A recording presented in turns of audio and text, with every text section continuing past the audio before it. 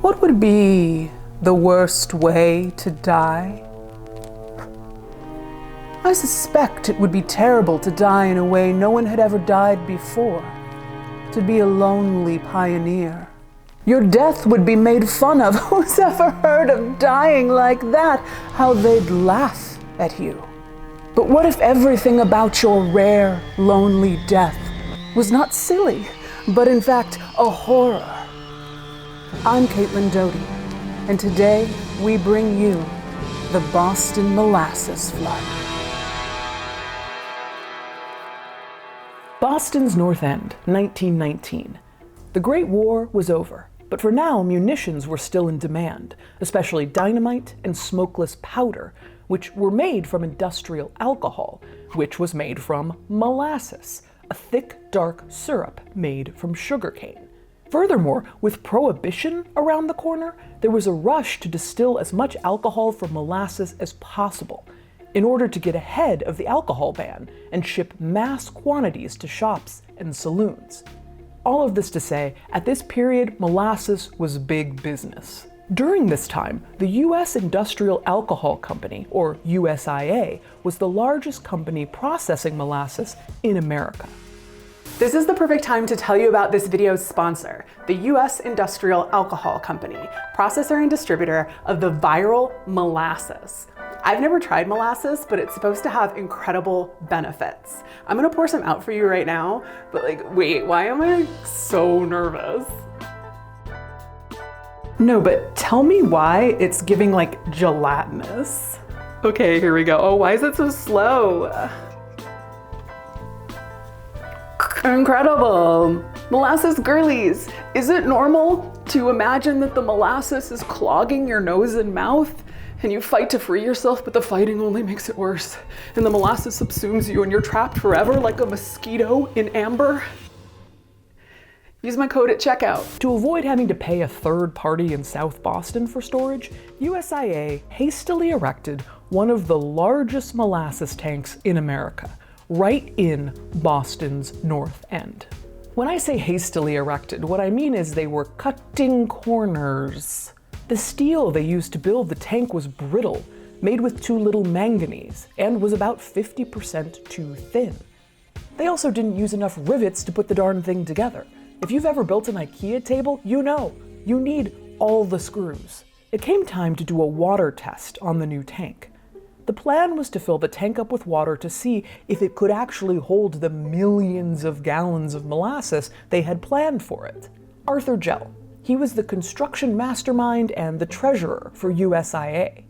On Gell's orders, the tank was filled with only 6 inches of water.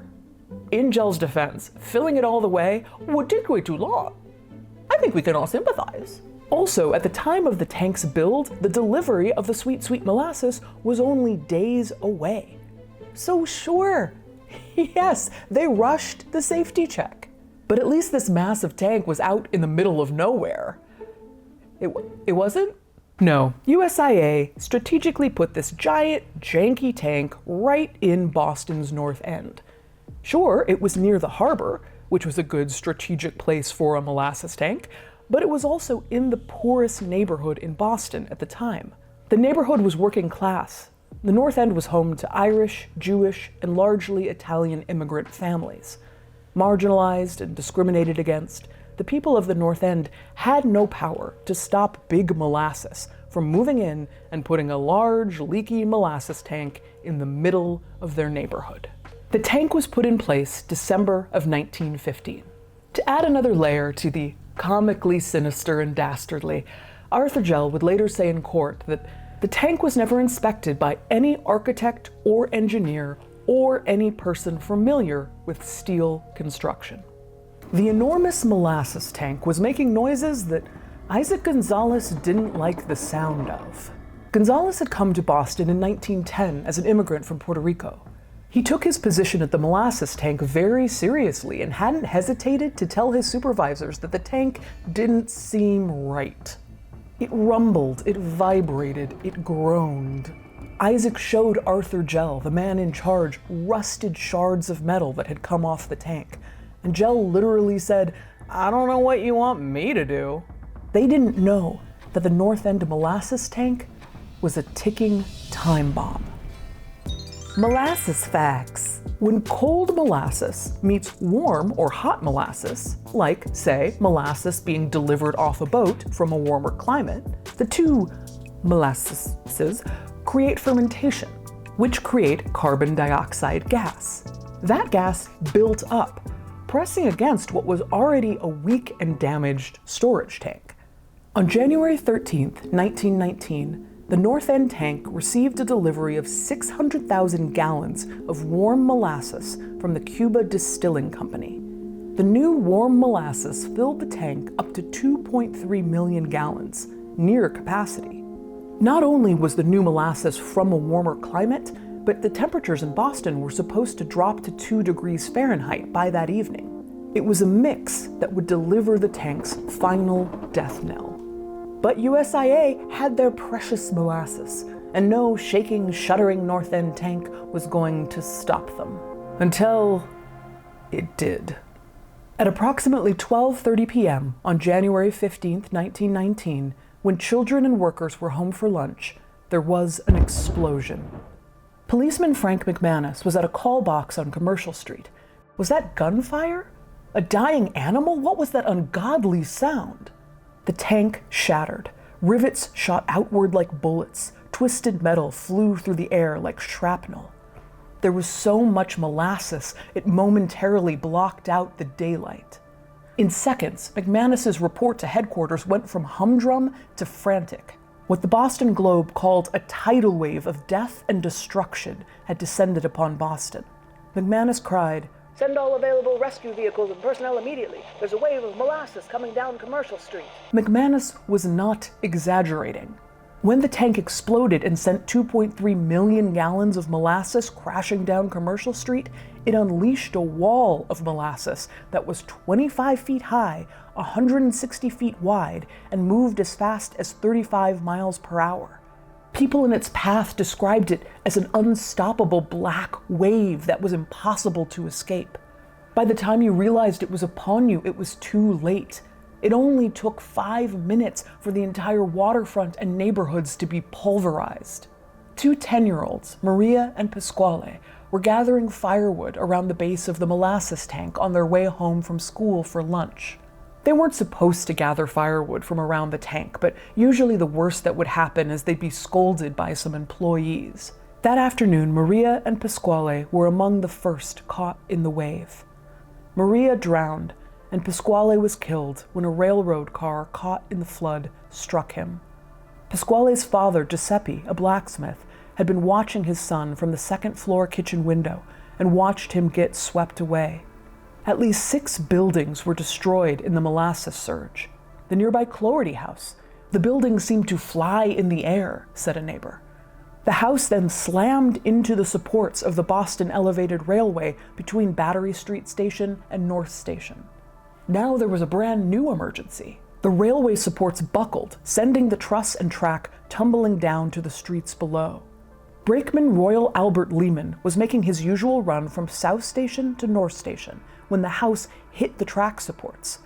Without a second thought, Lehman leapt out of the train, crawled his way across the twisted beams that remained, and ran headlong toward the oncoming train from South Station, arms waving.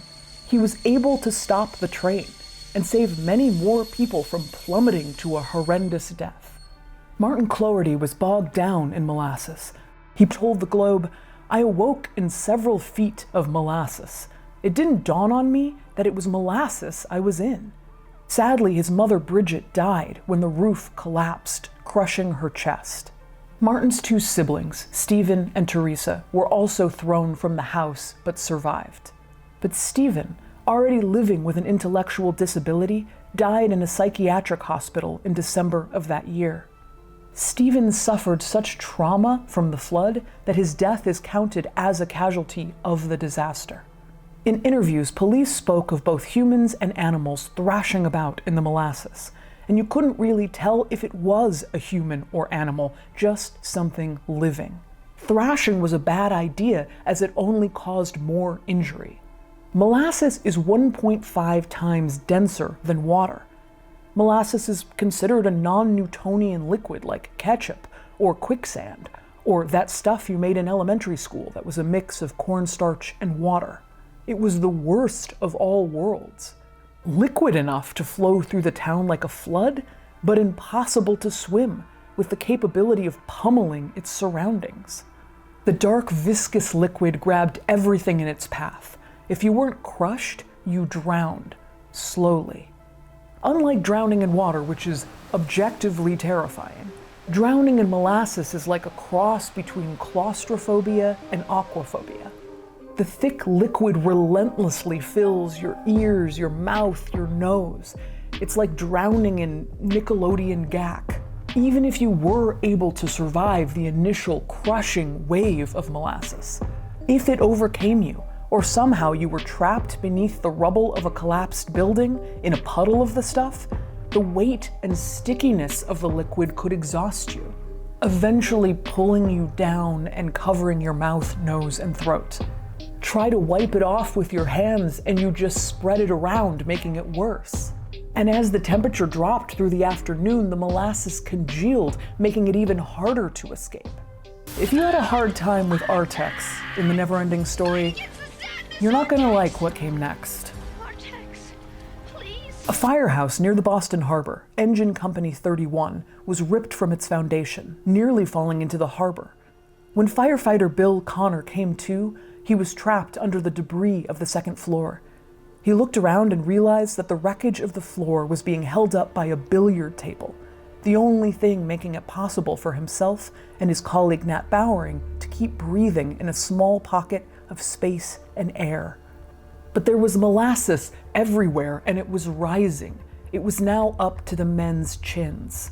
Then Connor heard a familiar voice. It was his friend and fellow firefighter George Leahy. "Oh my God, help me, oh God." Leahy was pinned under the billiard table, his head barely above the rising molasses. Bowering and Connor listened helplessly as Leahy's voice begged for help. The man held on for as long as 2 hours before being overcome by exhaustion, dropping his head, and drowning in the molasses. Both Bill Connor and Nat Bowering were saved later that night by their fellow firefighters who refused to quit until every man was accounted for. It wasn't only the dozens of people who were trapped and dying. Around the waterfront, dozens of horses were facing a similar fate. I should have given you the Artex warning for that one, too. You have to try. You have to care. For me. The horses whinnied and snorted, trying to free their limbs and airways from the thickening liquid. The sounds created a macabre score to this unfolding disaster. The police had the gut-wrenching task of putting the horses out of their misery. Their cries ended in gunshots. At 1 p.m., Suffolk County Medical Examiner, Dr. George McGrath, left an autopsy he was performing and rushed to the site of the flood. Stephen Puleo, author of Dark Tide, wrote that firefighters, police officers, and hundreds of sailors and soldiers swarmed over piles of molasses-drenched debris in a desperate search for survivors, more often making the grim discovery of bodies. An hour after the wave hit the north end, the molasses was still knee-deep. This made recovering and identifying victims uniquely difficult. Unique as in, like, no precedent. Crushed and smothered bodies in the dark liquid were entangled amongst the wreckage of buildings and the railway. Specific identification of the dead started as almost impossible and would only become harder as the temperatures cooled and the molasses hardened around its victims. Dr. McGrath waded through the disaster like an angel of death, pronouncing people dead. He pronounced more people dead from the molasses flood than any other single event he'd attended since he started his tenure 12 years earlier in 1907. Dr. McGrath said that the dead looked as though they were covered with heavy oilskins. Their faces, of course, were covered with molasses, eyes and ears, mouths and nose filled with it. The task of finding out who they were and what had happened to them began by washing the clothing and bodies with sodium bicarbonate and hot water. Dead people were taken to a local mortuary, and injured people were sent to Haymarket Relief Station, a small hospital where the horror show continued. Hospital personnel were covered head to foot with brown syrup and blood, reported the Boston Post. People came in choking on molasses and with any number of horrifying injuries, from being dragged, squashed, or battered by the flood. Doctors and nurses raced to cut off clothing and to clear airways in an attempt to discern injuries and identities. When the smoke, or in this case, the molasses, cleared, 150 people were injured and 21 killed. Now that no more survivors would be found, workers turned to trying to free the bodies from molasses. Despite the recent spike in Boston's temperature, the cold quickly returned, hardening the molasses and making it tricky to get to the trapped bodies. Maria D'Estasio, the 10-year-old girl, her body was found, but for a time was described in the Globe only as unidentified girl, about 12 years old, wearing gray jacket over midi blouse. Her friend Pasquale's body was found about 50 feet away from where he'd been swept up. The railroad car had crushed his small body, and his features were unrecognizable. Firefighters opened hydrants to try and wash the molasses away. When that wasn't particularly effective, rescuers tried to use chisels to chip it away, like archaeologists in a horror movie. But they had to keep moving. If a rescuer stood in one place too long, they became stuck to the ground. Finally, it was found that salt water was the best way to dissolve the molasses, so they began pumping seawater straight in from the harbor. It would take 6 months to clean up all the molasses, and 4 months until the body of the final victim, Cesar Nicolo, was found. The smell of molasses lingered in Boston for decades. Some claim the smell lingered in basements until the 1960s. But what happened to the company, the U.S. Industrial Alcohol Company? Families of the victims filed 119 claims against USIA, resulting in the first class action lawsuit against a major corporation in the United States. What do you think USIA's excuse was? How could they defend themselves against such a horrific tragedy? What if I told you they tried to claim that the molasses tank was blown up by radical Italian anarchists? Immediately after the flood, Harry Dolan, an attorney for the company, told the press, "The company assumes that the tank was broken by something which acted upon it from the outside. It is possible the tank may have been broken by enemies of the United States." Nice try, boys. Upon investigation by a court-appointed auditor, it was found that the structural failure of the tank was due to USIA's negligence. Isaac Gonzalez, the whistleblower, was a witness for the prosecution. So was Bill Connor, the firefighter who helplessly listened to George Leahy drown. And remember little Maria D'Estasio and Pasquale Iantosca, who were below the tank when it broke? USIA tried to claim they owed nothing to Maria and Pasquale's families because the children were trespassing, and a company is under no obligation to make its premises safe for trespassers.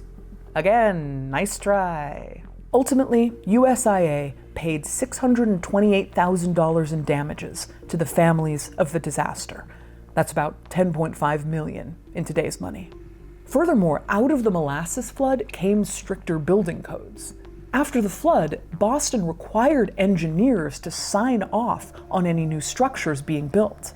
These are all good things, but you may be asking yourself, why haven't I heard of the Great Boston Molasses Flood of 1919? This is a grim theme in many of our stories, but it's because everyone who died in the flood was poor and many were immigrants.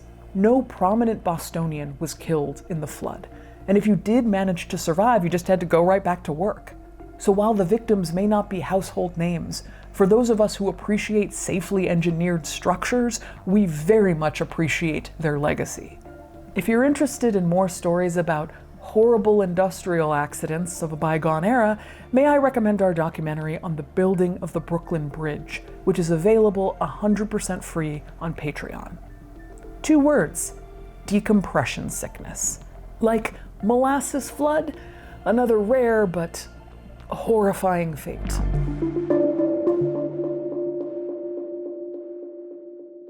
Thank you for joining us today. I hope you found some humanity in what otherwise might seem to be a silly or ridiculous death. To me, drowning in molasses seems horrifying, but I still seek my own bizarre path to oblivion. How about you? I'll see you next time.